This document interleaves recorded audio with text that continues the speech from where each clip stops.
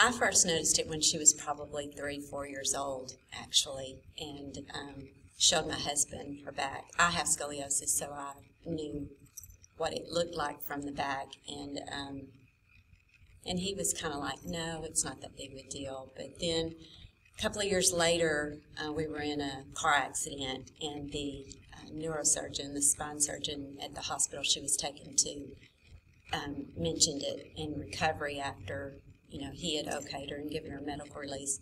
He mentioned that, she's got somewhat of a curve on her back. And I said, I thought she did, and you're going to need to start monitoring that, etc. But it wasn't until she was in 4th grade that it became evident. It wasn't until she was getting a physical that a doctor caught it, and he said, this is one of the worst cases I've seen in quite a while.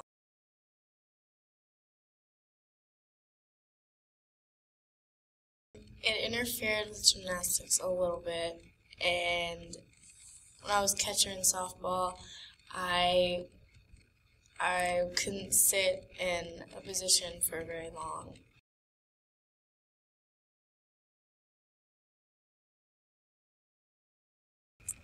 That was actually an answer to prayer. It was a birthday gift from my mom, but she sent me a birthday card back in September, just this past September. And in the card was an article on Dr. Geck and the minimally invasive procedure, highlighting a young lady that was a dancer probably, and it was the first thing my husband and I had ever seen that was an alternative, still mainstream medicine, but an alternative to what we were doing. And I just asked my husband, can we go? This man's in Austin, can we just go and get a second opinion and find out, what this minimally invasive is all about?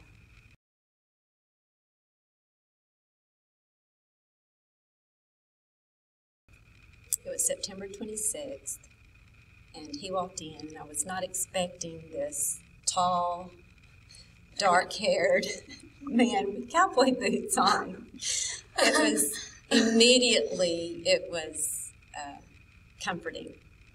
He just looked like a normal, even though he answered our questions very thoroughly, that he did a great job at explaining to her what was about to happen. She went from that 45 or 47, 48, based on who you talked to 62 that day in his office.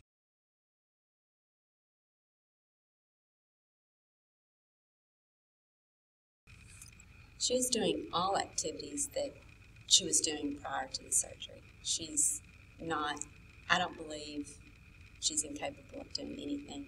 Right now it's just a matter of gaining the strength back that she lost in the 4 months after the surgery. She was only allowed to walk until about 4 months, and then she could start jogging and sprinting and doing her back handsprings, etc. So that's where we are. She's cheering.